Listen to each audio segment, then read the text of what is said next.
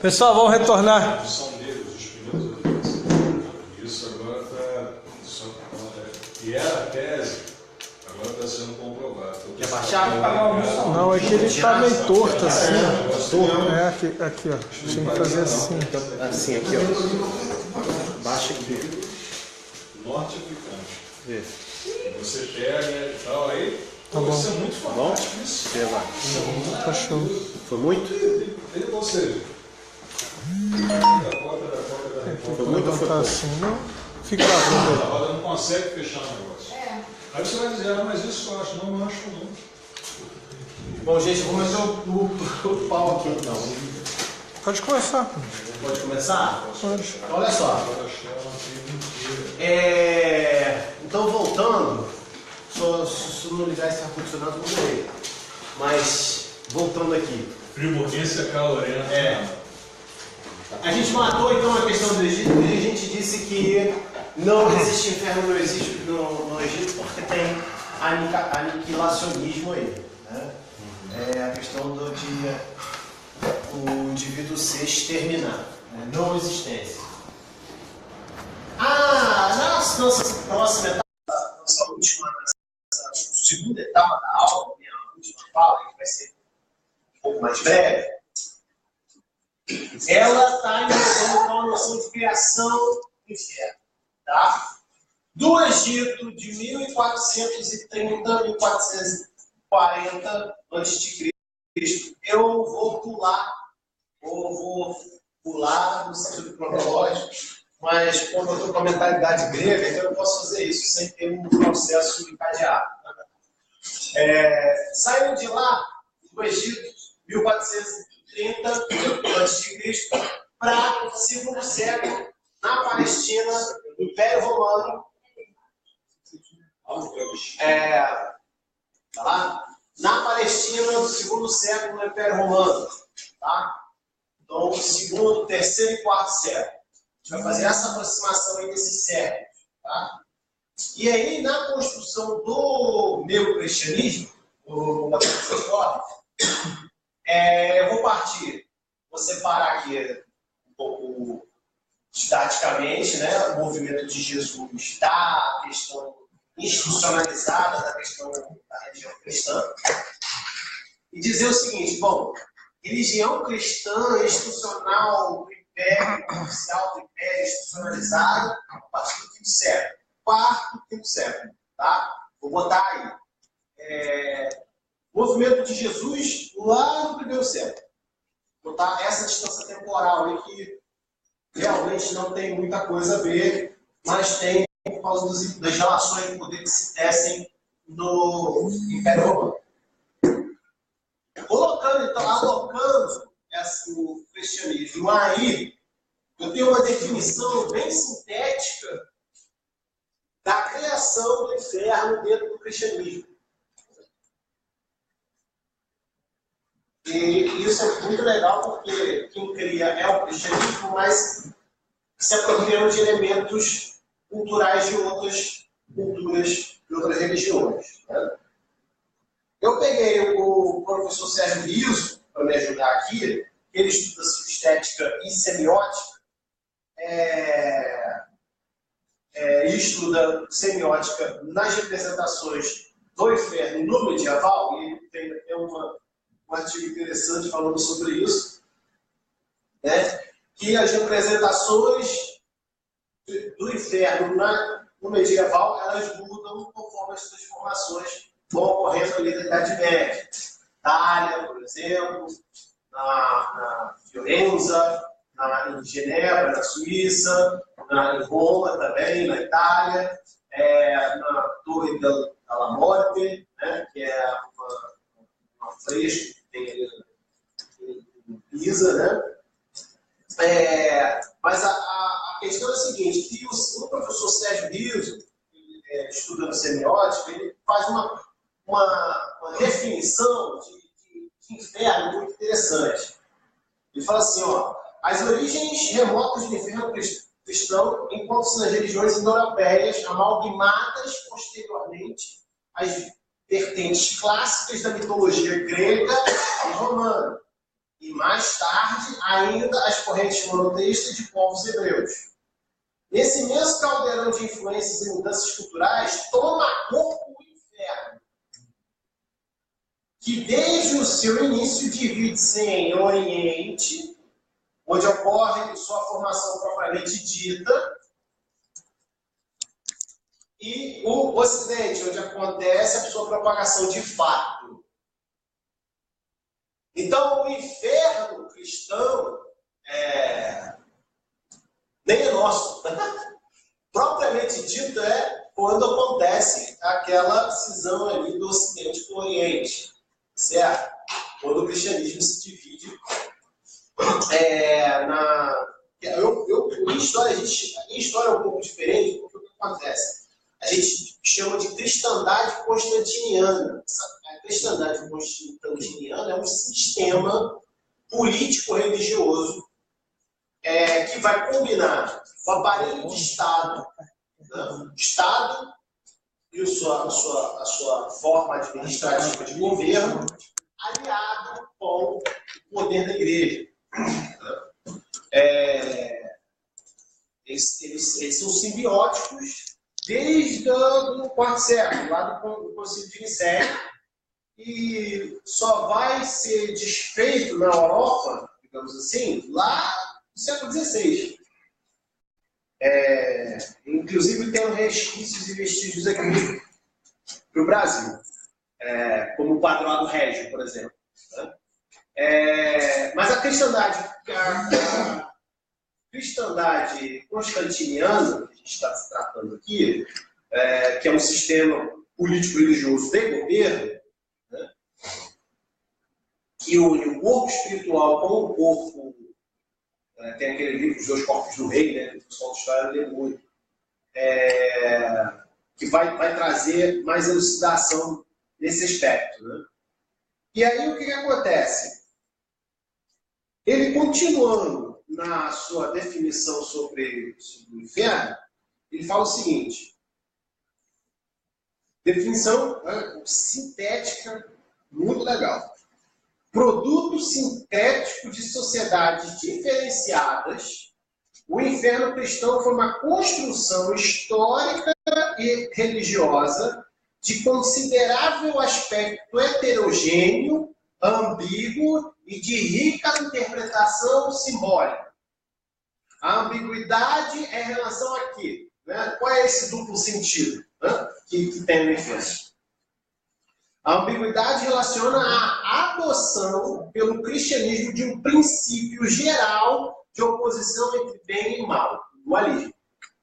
Então, o dualismo é a base para a criação do inferno. Se você critica o dualismo, você está criticando o inferno. Se você entende que a vida humana ela não é feita de aspectos duais somente, mas vai para além dos aspectos duais, entre bem e mal, seja qual for, você consegue. Então o inferno perde o seu sentido dentro desse sistema lógico. Deu para entender? Se você entende que a vida humana é para além do bem e do mal, o inferno perde o sentido. Bom? De um princípio geral, de posição bem e mal, personificando em Deus e o demônio, personificado em Deus e o demônio. Esse dualismo fundamental, misterioso em essência, que reforça a noção de pecado, criou a figura do demônio e a necessidade de sua expulsão do reino de Deus. Claro, isso é fato. Enfim, vão assistir ele, podem até discutir comigo, aí até não tem problema. Mas, invenção da patrística a história de que Satanás era o príncipe, né, o aferidor de medida no céu, e por orgulho tomou o lugar de Deus e começou a reinar as criaturas, e Deus, quando pegou o ouro, flagra, expulsou-o do céu, caindo na terra. quando ele cai na terra, a poeira da terra se levanta e forma um purgatório. E Satanás, uma vez estando na terra, e já que Deus criou, Deus criou o homem e a mulher colocaram na terra, Satanás também não pôde ficar na terra. Então ele ficou entre a terra e o céu, se colocando, como o apóstolo Paulo dizia, potestade do ar. Por mais que essa história esteja próximo da Bíblia, ela não é bíblica. Não é. De forma alguma não é bíblica, ela não pode ser baseada em Ezequiel 28, em Isaías 14, porque os textos não falam disso, os textos não se trata de Satanás, se trata do rei de Tiro, para aqueles aspectos comerciais, de fluxo econômico que ele está se tratando e administrando para fazer o seu reino prosperar. Em Isaías 14, Babilônia. Sidão, e Ezequiel, Isaías 14 e Ezequiel 28. Isso aí. Ezequiel 28 é Tiro e Isaías 14 da casa da Babilônia, e Tiro também Sidom. Né? Mas o fato é que, o que eu quero extrair desses textos? Que não tem Satanás ali. Não tem o que eu estou inventando? Não, é só ir nos textos e fazer uma exegese coerente, correta, do hebraico, vai ver que não tem Satanás ali, nem sequer aparece na Septuaginta a palavra diabolos. Nem isso sequer aparece naquele texto. Né? Porque a palavra diabo não é só acusador. A diabo ela é uma partícula, duas partículas. Dia é um anexo, é um prefixo, balos, abalos. Ou seja, isso aqui, ó, isso aqui que eu estou fazendo com o dedo. Ó. Isso aqui que é diabo. É algo que não tem estabilidade. Diabalos. Algo que não tem estabilidade. Diabolos desagregar. Você desagrega, mas desagrega como? Se estabilizando. Tensão, agitação, desordem. É isso. Não é só no sentido de acusador, mas é no sentido de desordem também. Né? Esse dualismo, então, é fundamental, misterioso em essência. Criou também um lugar para o demônio ficar, o inferno. Né? Lá, aquela passagem, muito controversa também, o diabo foi feito, o inferno foi feito por diabo e seus anjos, né? A gente pode até discutir depois, mais à frente. O espaço do inferno ficou intimamente relacionado à figura do demônio, e a iconografia de ambos foi vastamente elaborada na Idade Média. Convém lembrar que as características fundamentais do inferno já estavam estruturadas desde a queda de Roma. Mas o que se pode chamar de mapeamento geral da região foi vastamente elaborado durante a Idade Média na literatura apocalíptica pop e a literatura monástica de viagem ao além, também conhecidas como visões medievais. Então, olha só, a criação do inferno, primeiro, ela se dá na Idade Média. Ponto. Segundo, a criação do inferno, ela se dá por conta das viagens pós-mortem, que se davam no seu início com os santos, e depois, nos séculos 12 e 13, vai se dar de uma forma generalizada. Isso tem um porquê, tá? Eu estou explicando mais ou menos, por enquanto aqui, porque a gente está na criação do inferno. Mas, nos séculos 12 e 13, vão começar o número de pessoas que estão viajando pós-morte, né? Ou seja, eu, Ronald, começo a ter visões que eu fui para o céu. Esse número começa a aumentar absurdamente nos séculos 12 e 13. Por que isso? A gente vai falar aqui. Então, inicialmente, as pessoas iam ao inferno e ao céu? Sim. Era reservado aos santos? Sim. No cristianismo. Depois, elas vão ser reservadas aos monges. Dos santos passam a ser santos e monges, fazendo isso. Depois dos monges, passa a ser santos, monges e os leigos. Os leigos estão começando também, nesse século aqui, a inferno e ao céu. Tem a ver com o movimento místico? Tem a ver com o movimento místico e tem a ver com a tentativa de apropriação da igreja, do catolicismo, da cristandade. Como é que a cristandade dá tratos a isso? Como é que a igreja, o que a igreja faz quando você vai ao inferno sem a autorização dela? Então, aí você tem duas perspectivas aí. A pessoa imagina que a igreja católica existia desde o século I. Né? Na verdade, a gente sabe que a maior parte do cristianismo mundial até o século III, até o século III, Mais. até o século IV, talvez até o século V, talvez. No século V não, que entra aí o Teodósio e tal, mas até o século IV, com certeza, ele era ariano, ele não era romano, ele não era católico apostólico, não era nada disso. Ele era outra coisa. Os maiores formadores de opinião. Século VI, até Agostinho já definindo isso aí. Isso aí, o Agostinho está muito próximo de Teodósio, está muito próximo, total.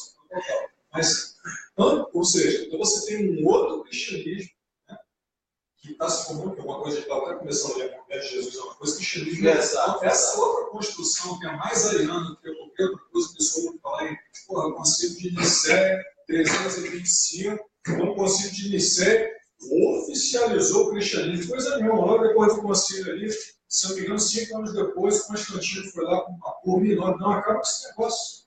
Não é teologia inicial, não. É teologia ariana. O arianismo, ou seja, o que a gente sabe de o que é mais próximo hoje que a gente tem vivo do arianismo seria o testemunho de Jeová.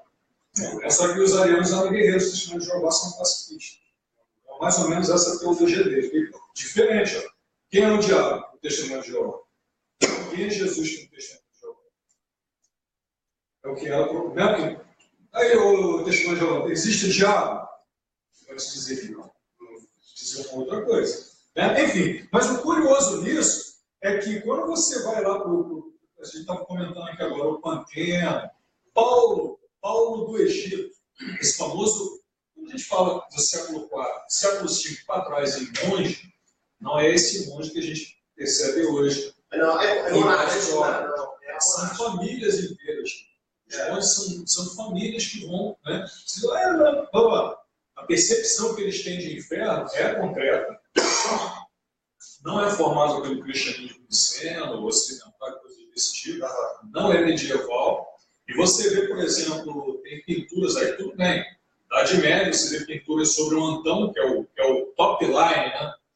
Do monasticismo da antiguidade. Né? É o cara que discute com o demônio. Não, exatamente. Mas quem pinta isso não são eles lá atrás. É o que ele falou, a Idade Média. A Idade Média. As pinturas de Antão são avançadíssimas, não tem nada a ver com a antiguidade. Eu vou avançando, aí vai esclarecer isso que você está falando e o que eu estava falando também aqui. Digo isso porque no período anterior às visões medievais, que é esse período que você está falando, nos primeiros séculos de estruturação do cristianismo, o inferno ocupava um lugar irrelevante nos ensinamentos de Jesus. Tanto é que São Paulo, o primeiro teólogo da igreja, enfim, o apóstolo Paulo, o pioneiro da organização do pensamento cristão, desconsiderou solenemente o inferno. Você já reparar se Paulo fala do inferno? Cara, que tristeza. Nada da guerrena, nada do Tártaro. Se achar lá, me mostra. Nada. Não vi até nada até agora. Nada. Eu fiz esse rastreamento bíblico, você viu? Tanatologia, né? Uhum. Como é que a gente fala isso? Manual de tanatologia é exatamente isso. É mapear as palavras que se relacionam mais próximas ou mais afastadas daquilo que a gente tem. O que mais próximo ele chega é quando ele menciona em Romanos 10 quem descerá o abismo, mas ele não faz nenhuma menção a quem está lá no abismo, como é que é esse abismo, tá entendendo? E fora isso, termos como Guerrena, como Hades, não aparecem. É isso que eu ia falar, esse abismo não é Guerrena. Exatamente. Você vai ver mais em Pedro, João Jefferson. Tem uma questão política envolvida. Manda bala, poxa. Por quê? Porque Pedro, a igreja petrina é o quê? A igreja petrina, gente. A igreja petrina é o quê? Não é ortodoxa? Vai lidar exatamente com os judeus. A igreja petrina não conserva mais, não segura mais, não é pela fé mais dogmática. A igreja petrina, A igreja que quer circuncidada, né? E por que ela dá voz ao inferno? Não só da voz, como coloca Cristo descendo no inferno. Né? Não. Escreve para disperso, mas a política está engendrada ali. Judeus. Eles estão em conflito. Da diáspora. O couro está comendo ali. Não é tudo tá tudo certo. Não, o couro está comendo. Quem é que detém o discurso verdadeiro de Jesus? Do movimento de Jesus? É quem que é? É a comunidade tomina que botou a mão ali? Né? Porque Tomé foi lá e botou a mão. Não, mas eu botei a mão. Não, mas peraí. Você botou a mão, mas você negou a fé. Eu fiquei ali até o final. Então sou eu que... Institucionalizar o movimento de Jesus. Exato. Quem é? Alguns apóstolos. Essa é a comunidade que migra com alguns apóstolos. Não, sim. Quando eu falo dos apóstolos, eu falo do discurso. As comunidades orais, eles têm um discurso. As comunidades orais têm um discurso petrino. Não, mas espera aí. Eu creio que eu creio que Tomé botou a mão, então ele é o mais verdadeiro. É a busca da verdade. Não, mas não, esse aí não. Eu creio que mas Pedro botou a mão. Então, as comunidades, elas estão... Pedro não, Tomé, no caso, o Pedro... Pedro foi quem comunidades recebeu. Que guardavam essa memória, as comunidades que guardavam essa memória e foram transmitindo oralmente umas para as outras, estavam em conflito umas com as outras também. Estavam ocupando posições políticas diferenciadas dentro daquele mundo social ali dos primeiros séculos. Principalmente com a comunidade de Maria Madalena. Né? E quem está ali? Quem está ali? É gnóstico cristão, é cristão, sei lá, helênico.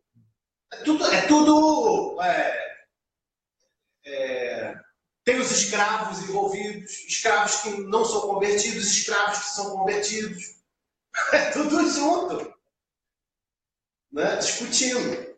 Tanto é que São Paulo, aí eu já falei, nesses termos o inferno só foi adquirido uma relevância de fato com a elaboração dos evangelhos, quando estes foram coletiva e tardiamente escritos no seio de comunidades hebraicas de diferentes sensibilidades e onde os essênios parecem ter representado um papel importante. Aqui que eu queria entender. Gente, as sensibilidades dos primeiros cristãos, e tanto dos primeiros cristãos como também da Idade Média, as sensibilidades são diferentes. Então, quando a gente trata de inferno, a gente está tratando de sensibilidades. Quais são os grupos mais suscetíveis ou menos suscetíveis às questões sentimentais, às questões emocionais? É disso que a gente se trata aqui. Por isso que vai existir inferno para algumas comunidades, sim, vai, para outras não. Está entendendo a questão?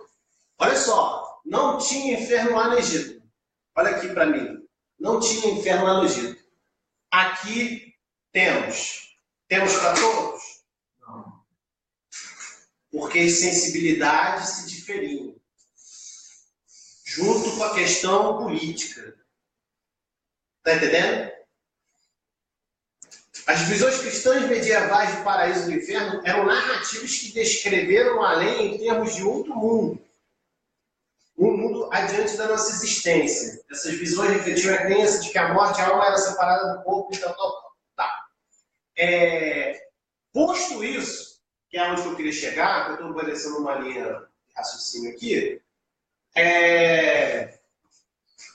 visto então até o quinto século, sexto século, eu vou passar agora para século XII e XIII. E aí eu vou entrar com a narrativa da morte aqui. A história da morte.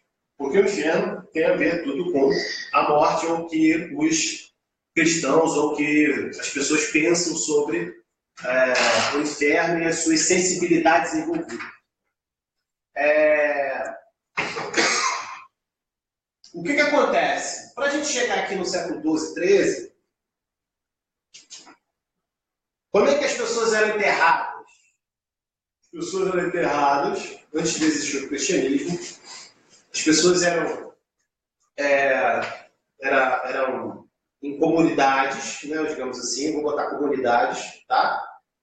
Lá na Grécia, e os gregos eles tinham um costume fúnebre. O que era costume fúnebre? Costume fúnebre é que cada família que resolvia enterrar o seu morto, cada família tinha o seu costume próprio de enterrar o morto. Tá? Mas as famílias, as paterfamiliares, elas tinham três características em comum. Tá? Dança, comida e riso. Esses três elementos aqui, ó, esses três elementos faziam parte do costume fúnebre de quase todas as famílias da Grécia. Tá? São costume fúnebre. Cada um vai instituir da melhor forma que puder achar. Né? Digamos, Cícero, por exemplo, poeta, ele vai enterrar sua filha Túlia. Porque a mãe, a Terência, eles tiveram um filho com a mãe, né? O Cícero teve filha com a mãe Terência, com a mãe da Túlia, Terência, só que Túlia morre durante o parto, e ele vai instituir um fano. Fano é um túmulo privado da família dele. Ele vai enterrar literalmente, só que ao mesmo tempo que esse túmulo era privado, ele vai fazer um costume que ele acha por direito, né? Depois adentrando aí na questão do direito romano. Enterrar a sua filha com dança, por exemplo, ele vai colocar comida no fandom da Túlia. Né? E esse monumento, ao mesmo tempo que ele é privado, ele também era público, porque ele podia ser visitado. Mas a questão é o seguinte, era assim que era comemorado, digamos, era ritualizado, com riso, comida e dança. Com o advento do cristianismo, o cristianismo vai tentar modificar essas características. Ora se apropriando, ora deixando essas características de lado. Tá? O que vai acontecer? Conforme o cristianismo vai tomando todo o império, vai se percebendo que essas três características aqui não é própria do cristianismo, é de outro. Né? É do outro. Esse outro é estranho. Então, por exemplo, o riso. Se você pegar as pinturas dos primeiros séculos, você vai ver um Jesus sem barba. Se você pegar as pinturas posteriores, século III, século IV, século V, você vai ver que Jesus vai tendo barba. O que significa isso? Significa que o Jesus está ficando mais sério. Mais sisudo. Mais fechado, mais silencioso. As escrituras estão dizendo o seguinte, olha, Deus não é para rir. O Deus cristão não é para rir. O Todo-Poderoso não é para você ficar rindo. Por quê? Porque culturalmente o que está se combatendo é o riso. Que é um costume fúnebre. E por que está se combatendo o costume fúnebre e riso? Porque o cristianismo, conforme vai se institucionalizando, né, ele vai tentando dominar as formas de enterramento dos mortos. As formas de enterramento dos mortos. Ou seja, os mártires, por exemplo,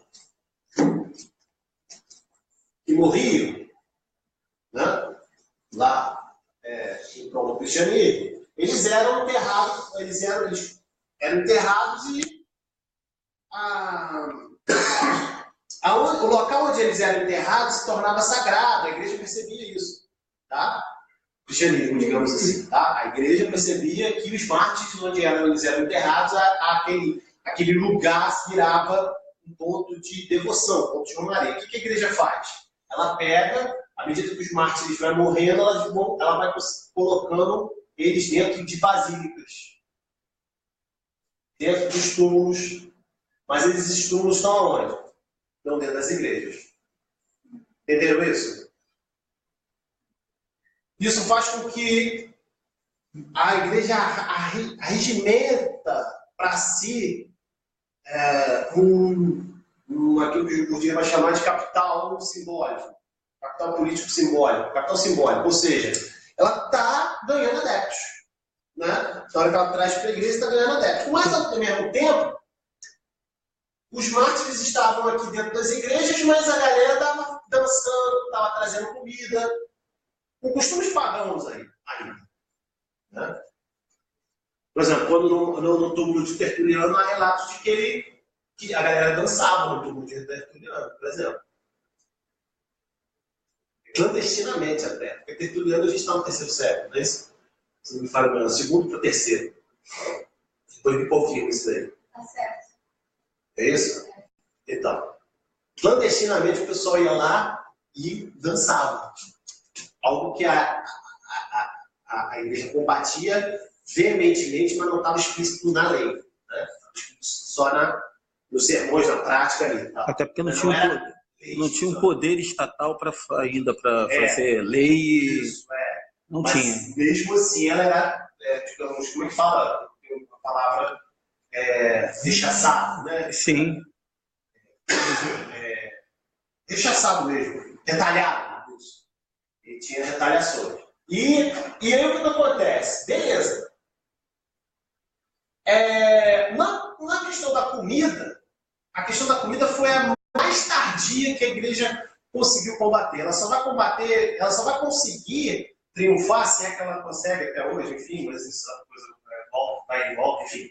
A mesma prática pode ter N significados, enfim.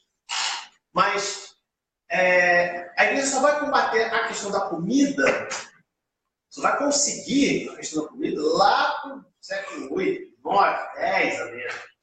Como? Ela pensou o seguinte, se isso aqui é pagão, o que eu tenho que fazer? Eu tenho que elaborar uma narrativa. Estou falando sinteticamente, tá, gente? Posso provar assim mais tranquilamente isso daí. Eu tenho que elaborar uma narrativa que possa envolver a questão da comida, mas que essa comida não seja para todo mundo. O que acontece? Nos povos que não são cristãos, o que estava acontecendo? Comida significa comensalismo. Comida significa comer a mesma mesa. Comunhão. O que a igreja vai fazer? Ela vai construir um sacramento. E que sacramento é esse? Eucaristia. Não, olha só, vocês não podem trazer comida para qualquer morto. Vocês têm que trazer comida para quem? Para um morto só. Que morreu por todo mundo. Que é Cristo. Vocês têm que trazer para ele. Ao mesmo tempo, ela estava resolvendo o problema também da fome. E trazendo para a igreja aqueles que passavam fome para dentro da igreja. Dentro da igreja se comia, mas ao mesmo tempo também se prestava a devoção da questão da comida à Eucaristia. Então ela transformou isso num sacramento simbólico. Tá certo? Um sacramento simbólico. Dança não, a dança realmente ela foi cobrada pela igreja, realmente foi vilipendiada mesmo, não tem jeito. Por que eu estou falando isso? Porque quando a gente chega nos séculos 12 e 13, liturgia. Então a liturgia dos mortos, toda essa liturgia ela é controlada pela igreja dos séculos 5 e 6. Eu tenho algumas observações aqui, para a gente terminar, e aí a gente chegar onde que eu quero dizer com isso tudo.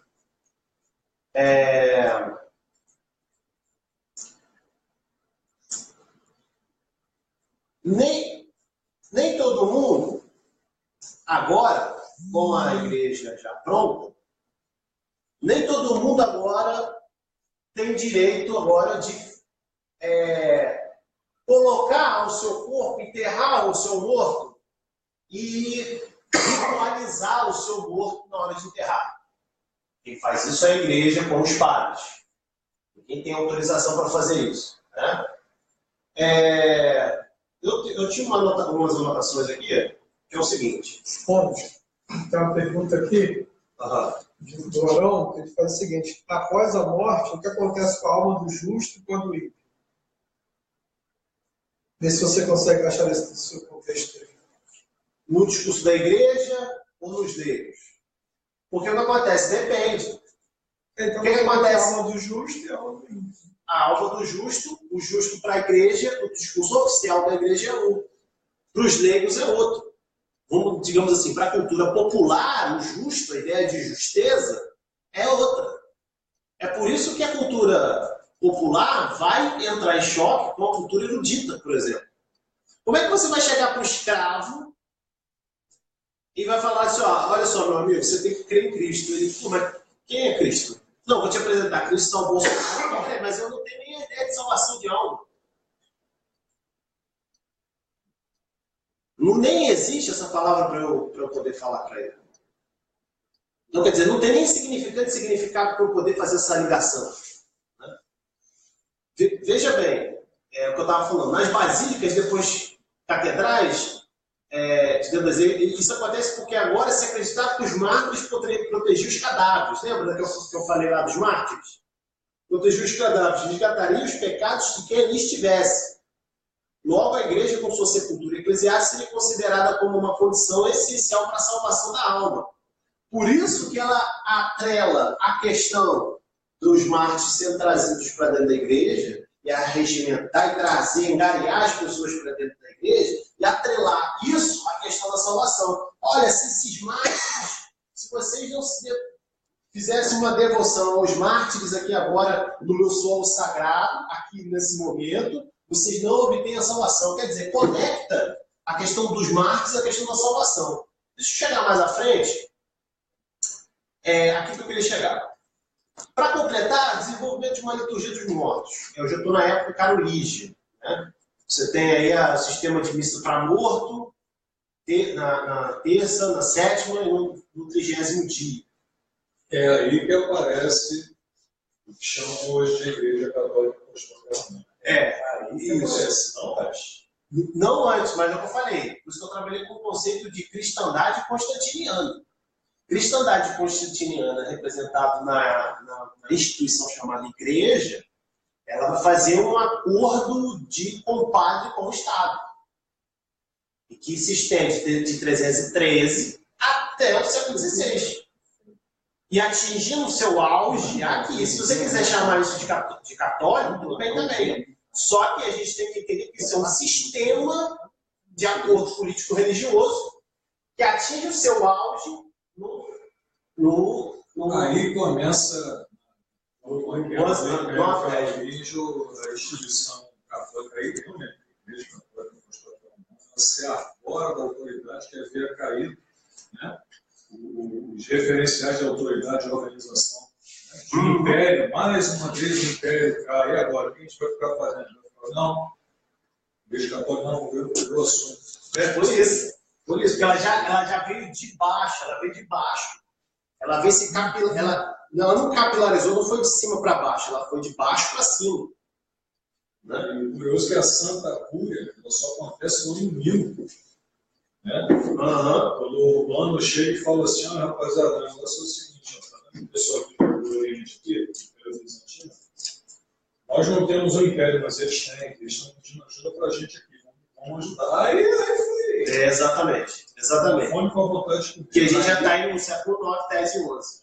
É exatamente o que você está falando. Quando os pobres faziam oferendas em memória do defunto, olha quanto tempo que eu tinha falado lá, por isso que eu estou relatando, enfatizando essa questão da Eucaristia, que é exatamente nesse período. Quando os pobres faziam oferendas em memória do defunto, a igreja e os mosteiros recebiam doações com a condição de orar pelos mortos e de redistribuir aos pobres parte desses bens. Então, à medida que os pobres iam trazendo comida para o morto, ao mesmo tempo que ela ia dizendo, olha, mas é um morto só, ela pegava essa comida e redistribuía aos pobres e aos famintos. Entenderam isso? Que bom que pelo menos redistribuía.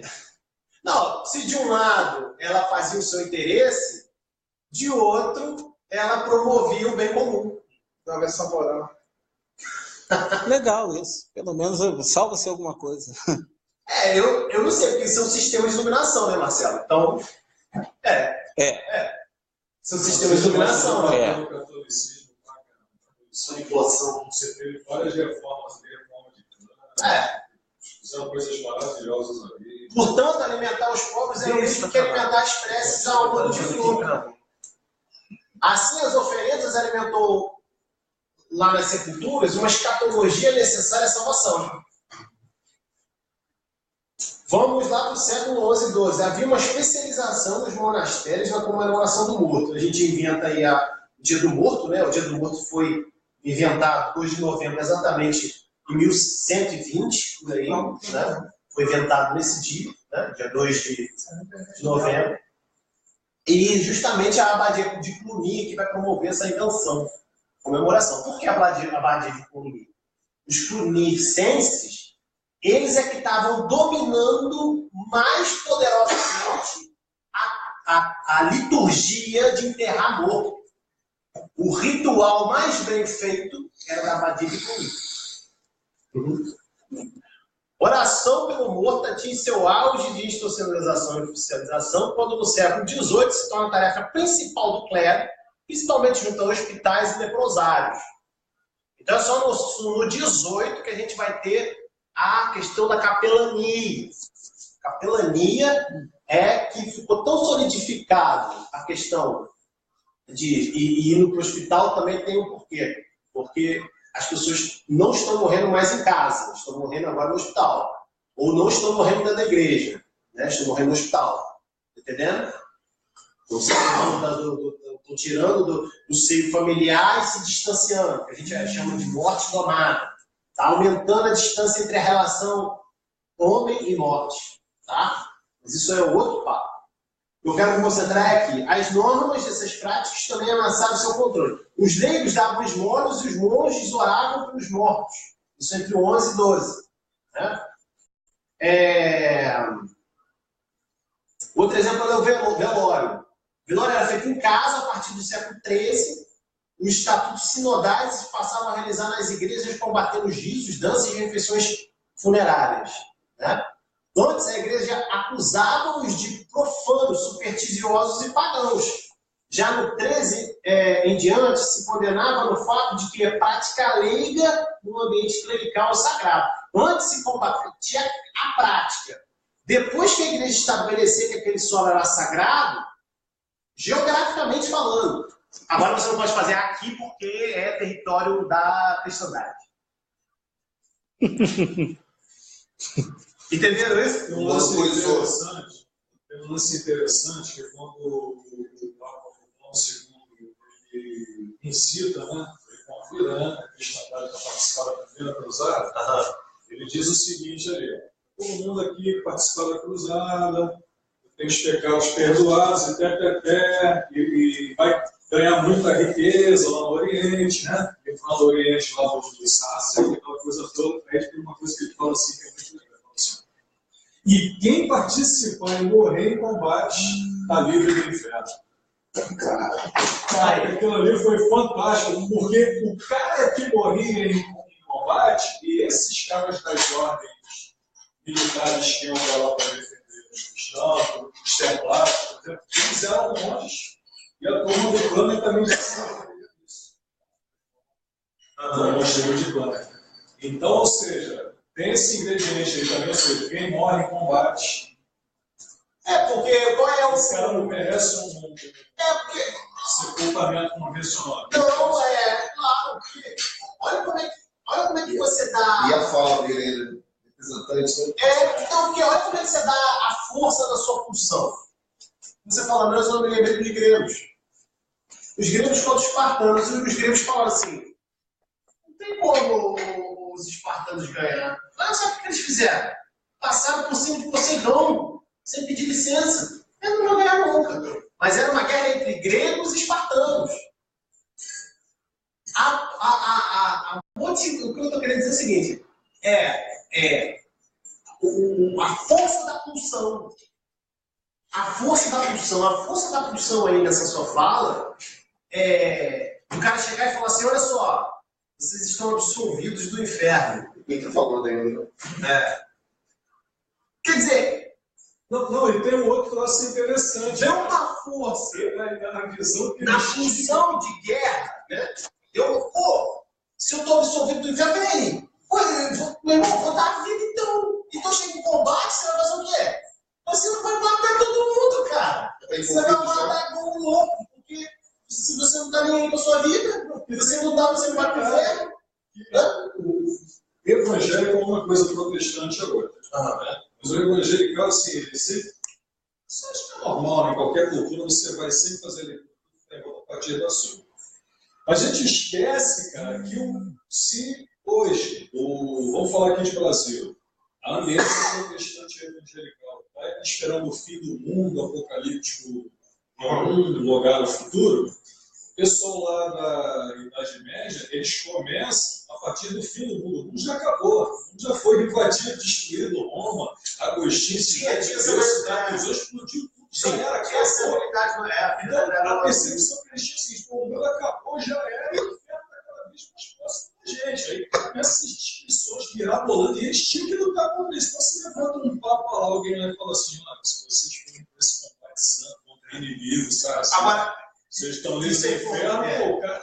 Isso é importante, você potencializa as funções do cara com a simbologia do inferno. Então, ou seja, eles são os deixados para trás. Exato. Que é isso, você potencializar as funções do cara com o inferno. E você pode também fazer o contrário, que é o que a igreja também fazia. Era por isso que era missionária. A unidade é exatamente essa. Por quê? Porque ao mesmo tempo tem essa concepção de medo. Então, se ela implanta dentro da sua consciência, que a crença vai mexer com a consciência, né? A crença mexe com a consciência. Se ela implanta essa mentalidade, digamos assim, infernal no sistema teológico, ideológico, sim, ela também pode, olha, eu vou para o céu porque eu tenho medo de ir para o inferno. Essa culpabilização, isso a gente chama de culpabilização. Pecado, aí a noção de pecado com a noção de culpa tem tudo a ver, tá, gente? Pecado, culpa, depois eu vou dar aqui a minha fala para o Jair. Pecado, culpa e desejo, eles estão interligados em constante interação. O engraçado é que a igreja sabia disso. Ela sabia disso. Na Idade Média inteira ela sabia disso. E aí o que acontece? Esse controle das consciências pelo medo da morte, né, faz com que a igreja realmente vire uma empresa soteriológica onde a moeda, onde o capital girante, onde a moeda de troca era a simbologia do céu e do inferno. A moeda de carga flácio.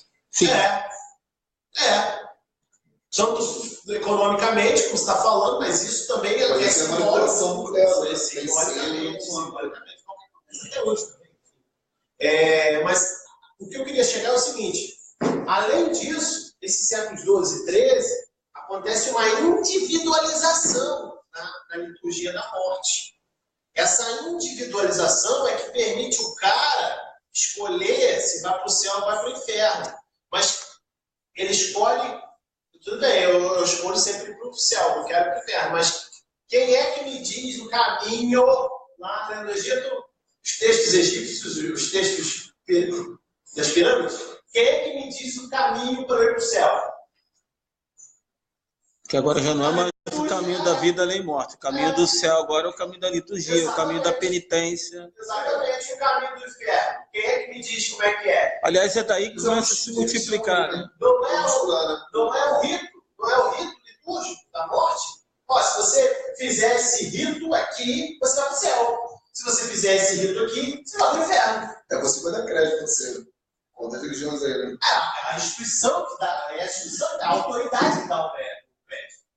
A autoridade está dizendo, ó, se você fizer esse rito aqui, você quer? Isso é uma decisão tua, né? É tua, individual. Agora, presta atenção, então, o que aconteceu? Mas individual sempre submetido à autoridade, que é a máxima, né? Agora Não pode no seu bel prazer. Talvez a gente não pode ignorar que esse período aí, na história, está surgindo também a questão do sujeito, né? Da identidade, do pluralismo. Nesse período, sim, o pessoal costuma falar da modernidade, da modernidade de uma forma protestante, né? Mas não é que a questão da noção do indivíduo aqui. Século XIII que começa a noção de 13, 12 e 13, por quê? Porque os leigos, primeiro, os rituais estão saindo dos monastérios, por exemplo. Inclusive, A galera leiga está aprendendo o rito, se apropriando dos ritos oficiais, colocando as suas subjetividades ali naqueles dias. isso está interligado com aquela nossa palestra, que eu e você, o Lucas. Isso, exatamente. E enterrando o morto. Está Por emergindo. outro lado, os monastérios estão se especializando na maneira de enterrar. Então, olha só, se o morto morre de repente, você tem que enterrar de um jeito. Se ele é da classe social tal, tem que enterrar de outro jeito. Se ele tem a família tal, é de outro jeito. Está vendo? Tem uma especialização da A morte. liturgia, né? A igreja está criando também a liturgia nesse período, dizendo que só é certo se for a liturgia dele. A liturgia dele é especializada, individualizada. E de harmonia deles é agora deles, né? É desde eles.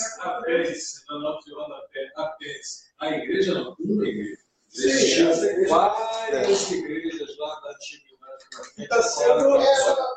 Você tem Pedro Luciano, Quando a você gente tem fala a igreja, A gente já está falando dessa uma. O modernismo vai até o Não, século sei.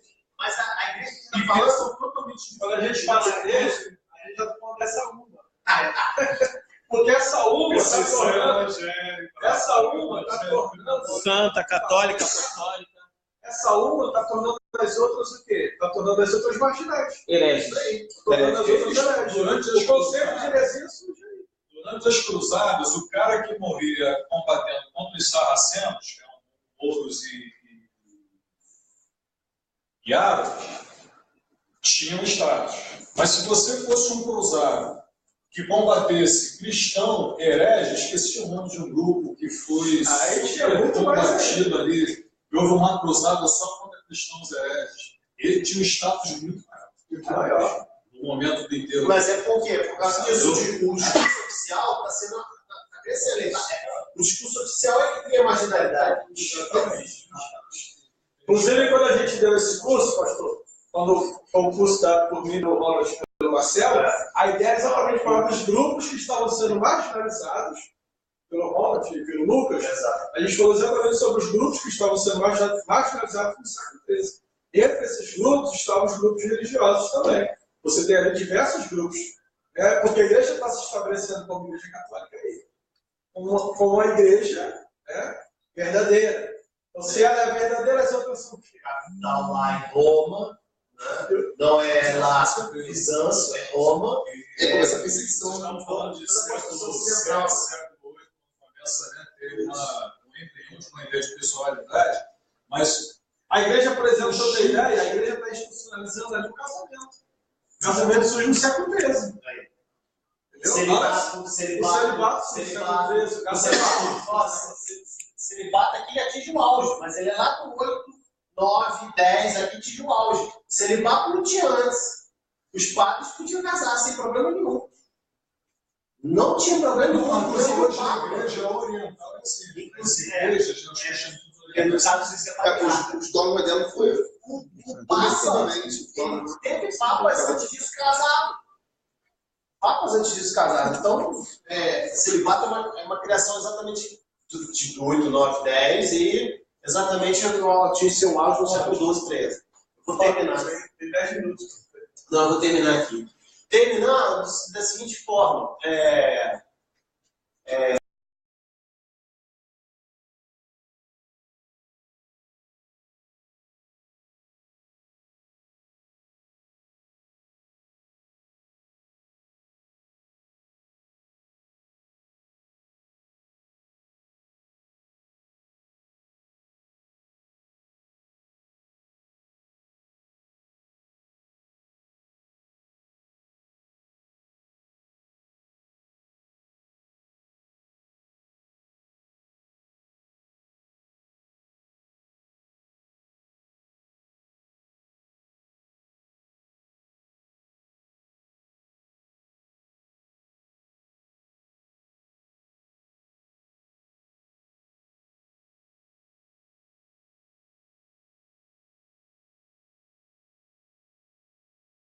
Vamos negociar nem céu, nem inferno.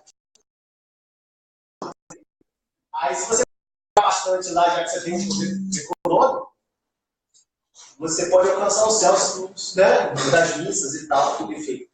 Mas, enfim, o que eu estou querendo dizer é o seguinte, para eu fechar. A gente viu lá, o inferno não tem inferno no cristianismo, tem o inferno no cristianismo.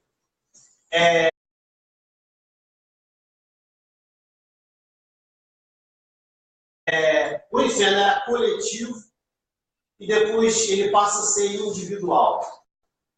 O que eu quero dizer com isso? Com a ritualização da morte. A ritualização e a especialização da liturgia da morte faz com que cada um tenha a sua crença no seu inferno. O inferno para si. O inferno para si. Por quê? Porque antes o inferno não tinha, agora o inferno passamos a ser coletivo e agora a gente passa a ser individual. Tem o inferno para chamar de ser. Tem o inferno para chamar de seu. Mais fácil falar assim. Eu acho que independente de ser bíblico ou não, você tem essa sua perspectiva de escolha. Bom dia. Tá bom?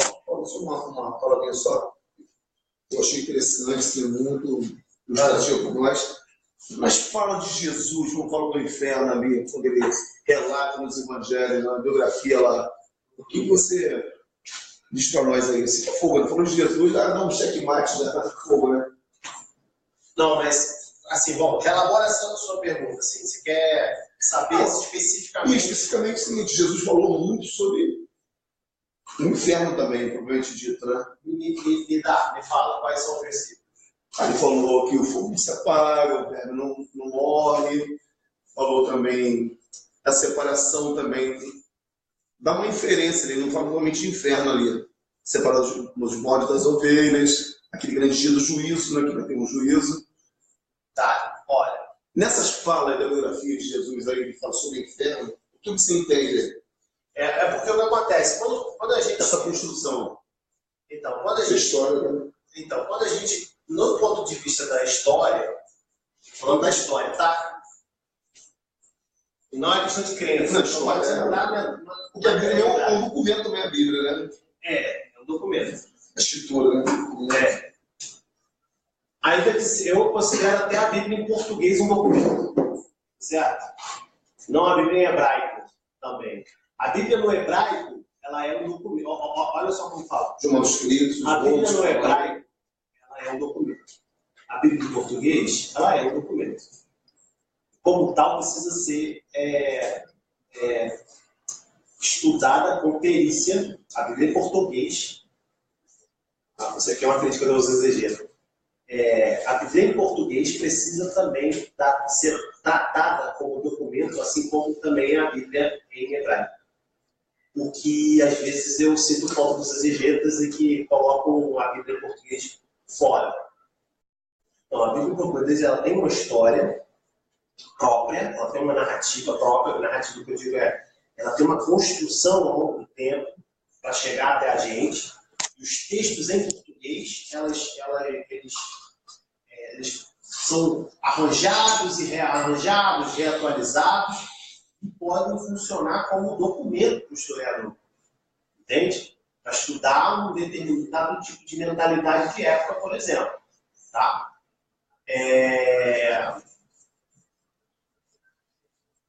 Sendo assim, eu posso construir historicamente falando, ter um Jesus brasileiro. Um inferno brasileiro. Morreu, né? Morreu seu dia, veio em Cristo. Morreu? Não. Morreu em Cristo. Mas assim, Morreu. eu estou querendo dizer o seguinte: tem um livro do Alfredo. Mas está falando de Jesus mesmo ali, nos originais, e não posteriores? Nos originais. Vamos lá. Os ditos de Jesus não são aqueles. Historicamente falando, não são aqueles. Os ditos de Jesus só compreendem as bem-aventuranças. Mas tem muito manuscrito ali falando dele. Você tem que saber o que é, o que poderia Eu sei que você é sair. espinhoso, você É espinhoso. Você tem que saber o que poderia ter saído da boca de Jesus e o que não, o que colocaram na boca dele.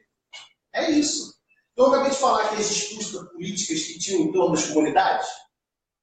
É exatamente porque Jesus falou, deixa eu te falar. É exatamente esse embate aqui. Se você acha que Jesus falou determinado tipo de coisa, eu acho que não, mas a gente vai entrar em conflito. É a crença mesmo, Você tá é entendendo? a fé mesmo. Você está entendendo? Se eu sou de uma escola de pensamento, vamos dizer assim, vou dizer assim, gnóstica, eu vou falar assim, se eu sou de uma escola de pensamento gnóstica, cara, o inferno não existe na boca de Jesus. Ele estava falando do Lázaro, ele estava falando de uma parábola, você não pode levar aquilo ali de forma literal. Na maioria das coisas do Evangelho não é literal, se entende, não pode ser literal. Por quê? Porque é impossível, por exemplo, o demoniado de Gadareno. É muita coincidência a tropa romana, o exército romano, o melhor exército romano da época, ser chamado de legião, é muita coincidência. E o texto chama isso de demônio. Não pode ser uma coisa fortuita. Não é. É um conjunto de coincidências tão grande que as coincidências já passam a ser duvidosas se são coincidências grandes. Mas aí aqui existem duas formas de cognição. Existe uma cognição, uma cognitividade que você pode ter, examinando isso que a gente está falando aqui, de uma forma histórica, como você está falando, ou seja, usando as palavras do mestre Ron, historicamente a gente enxerga dessa forma. Ou uma outra percepção, que é dentro do mesmo tipo de cognitividade, ou seja, o mestre Ron nos entende historicamente, segundo ele, dessa forma. Mas nós que somos crédulos, por exemplo, ou ortodoxos, né, independente de credo, ou ortodoxos, nós entendemos historicamente, teologicamente, dessa forma. Agora, independente das duas, existe uma outra forma de saber, uma outra forma de cognição. E essa forma de cognição se chama fé. Né? Bom, eu não estou querendo ser aqui ortodoxo, dogmático. Não, você não Quando está você fala fé, aqui está a grande questão da intelecto-diversidade. Né? Seria o seguinte, não, ok, A, B, C, mas eu faço uma escolha. Um exemplo, uma pessoa, hipotético, eu faço uma escolha. A minha escolha é eu enxergar a transcendência, a inteligência divina, através de todas essas construções aqui, que aqueles que não fizeram a escolha, né, de ver dessa forma. Então, existem várias formas de ver o ponto. Agora, tem uma coisa curiosa, você pega a história a partir do século XXI a.C. O século XXI, 2100 a.C. é muito recente. Foi ontem. Isso significa que a gente está falando que o show começou ali, nós estamos em 2018, mais 2100, 2030, 4.030 anos, 4.050 anos, né? Pois é. A gente tem, foi descoberto há pouco tempo aí, e está sendo estudado aí e tal, e a gente já tem fósseis, né, comprovados aqui na América Latina, aqui no Brasil, que você tem civilizações aqui no Brasil que já tinham cultura, religião, há 15 mil anos atrás. 15 mil anos atrás é muita coisa. Curiosamente, essa civilização ela não é asiática, ela não é europeia, ela não é do Índio. Ela é outra civilização. Está começando essa agora aqui falar disso. Elas são negros, cara. Negros. Os negros foram os primeiros habitantes da América Latina e do Brasil. Bom, o que isso tem a ver com o que a gente está falando aqui? É que quando você vai lá atrás, que se tinha gente aqui há 15 mil anos atrás, mais de 10 mil anos antes do que você está falando, a gente pode voltar até mais tempo, né, no espaço e em outras regiões geográficas, a questão da China, civilizações da China, Japão, Coreia, como você faz esse caminho histórico, estético, ideal do inferno, o céu, você vai vendo que nessas civilizações lá que não tiveram contato, elas se tornaram civilizações com o Oriente Médio, com a Palestina, com o Egito, com a Europa ali dos bárbaros, do século III, século IV, os bárbaros que eles eram cristãos. Você dá a volta lá do outro lado do planeta, você vai ver que existem crenças, né, que são muito similares, né, os conceitos que nós ocidentais temos de inferno. Não tem absolutamente teoricamente, as matrizes de pensamento deles a respeito disso não tem nada a ver com o judaísmo, israelitismo, cristianismo, não tem, mas é muito parecido. Aí, o que tem a ver o 15 mil anos encontrar aqui uma tribo inteira, fósseis, né, de negros e tal. Curioso é que os índios já estão aqui mais ou menos, pelo menos há uns 8 mil anos, metade desse tempo aí. Aí eu estava até aqui agora, fui procurar aqui, como me lembrei de um negócio aqui, de uma ideia que é comum nas tribos ancestrais brasileiras, que é a ideia do Maíra, do Deus do mal, Deus do inferno. Eu fui procurar a imagem aqui, pô, Maíra, estranho. Pô, quando eu fui procurar aqui na internet a iconografia, é serpente, algumas tribos é uma serpente, algumas tribos é um jacaré, ou seja, um dragão. As imagens que tem, a iconografia é muito parecida com Adão e Eva, muito parecida, tá? E a ideia que o índio tem, o Maíra, os portugueses chamam aqui, a primeira coisa que eles já começam a falar isso, perguntar e começam a tentar associar o buraco estava chegando, dentre outras coisas, era isso, como vocês vieram lá de Maíra, ou seja, vocês são demônios vindo do inferno, um ambiente que não tem vida, que é o mar, e para a gente a vida é aqui, de terra para cima. Quem é vocês? Vocês estão de Maíra. Então, ou seja, rodando um ambiente geográfico e cultural totalmente diferente desse caminho que começa ali do Oriente Médio, da Palestina para a Europa, fundando essa cultura que você está falando. Quando a gente traz essa cultura aqui que você citou, toda ela descreveu muito bem, onde você vai dando voltas pelos persas, babilônios, coisa mais longe, hindu, chineses, coreanos, etc. e tal, passa até coisa muito mais antiga que essas civilizações, que essas que estão aqui na América Latina, são muito antigas que aquela. Você vê, vamos usar o termo aqui, mitológico, muito parecido. Eu digo o seguinte, para a gente fechar, Marcelo, isso é interessante o que você falou. Do ponto de vista fenomenológico, religioso, é exatamente isso que acontece. Como se fosse como o Jung falou, acho que foi o Jung que falou, me ajuda aí já. Arquétipo. Imaginário. Os arquétipos universais. Subconsciente coletivo. Mas é arquétipo universal, a gente vai falar depois. O que acontece? Estou endossando. O único problema aí é que você tem essa dimensão religiosa aí, de crença. O que não quer dizer que o inferno pega fogo. É uma galera lá errado de ponta. O problema é que eu tenho uma dimensão política que também tem o mesmo comportamento, no sentido de que os homens têm seus interesses próximos. Os homens têm seus interesses próprios. Os homens têm os seus desejos próprios e que convergem em comum. Que é o quê? É exatamente isso, é o sentido político. O que é a dimensão política da coisa?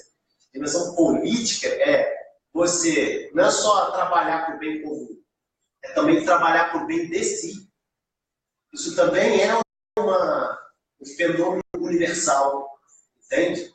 Então, quando eu olho essas culturas e vejo, ao mesmo tempo que eu vejo isso, eu também vejo essas mesmas culturas, indivíduos que trabalham para o seu próprio interesse, que é o poder. É isso. Por isso que é a dimensão política.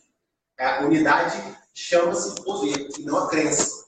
E aí é por isso que, às vezes, o poder transforma a crença em ideologia de manipulação.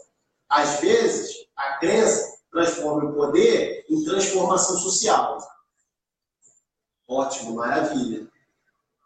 Mas tanto uma coisa e o espectro de outra coisa, da outra coisa que eu falei, estão dentro do mesmo ambiente geográfico, convergindo.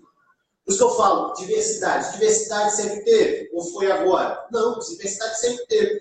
A ideia de cruz. Eu respondi isso ontem para uma aluna minha.